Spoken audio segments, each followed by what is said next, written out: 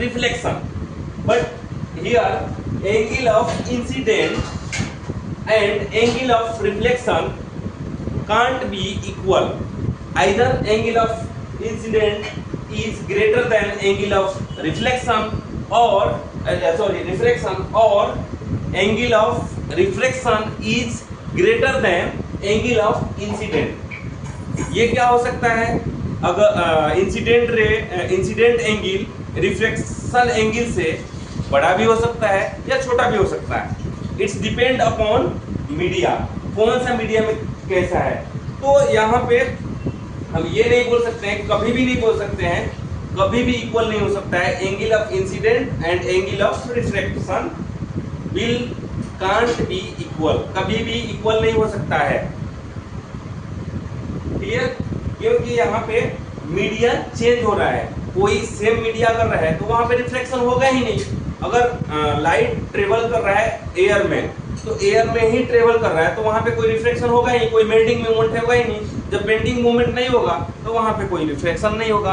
कोई रिफ्लेक्शन नहीं होगा तो कोई एंगल ऑफ इंसिडेंट और एंगल ऑफ रिफ्लेक्शन होगा ही नहीं.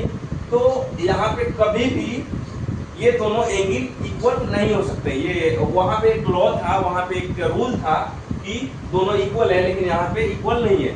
ये आप लोगों को एक अगर देखें तो मिल जाएगा एक difference between angle of difference between reflection and reflection. Clear? अब चलते हैं हम कुछ. अब यहाँ पे जो है आगे चल के डिस्पर्सन ऑफ लाइट भी पढ़ेंगे. तो यहाँ पे कुछ स्पीड भी है. जैसे मान लो ये बेंडिंग क्यों होता है? लाइट तो ट्रेवल कर रहा है, स्ट्रेट पाथ में ट्रेवल कर रहा है, लेकिन अगर कोई मीडिया हमने वहां पे प्लेस कर दिया या किसी मीडिया से इसको जाना है तो वहां पे बेंडिंग क्यों हो रहा है? वहां पे चेंज इन डायरेक्शन क्यों हो रहा है? इसलिए हो रहा है क्योंकि जैसे ही मीडिया मिलेगा इसका स्पीड क्या होगा? रिड्यूस होगा या इंक्रीज होगा. इट में बी रिड्यूस और इंक्रीज.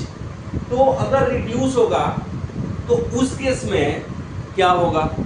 अगर इंक्रीज होगा तो उस केस में क्या होगा? क्लियर? यहाँ पे क्या था? एयर और ग्लास स्लैब.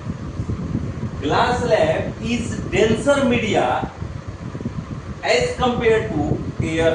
क्या है? ग्लास जो है एयर से डेंसर है. डेंसर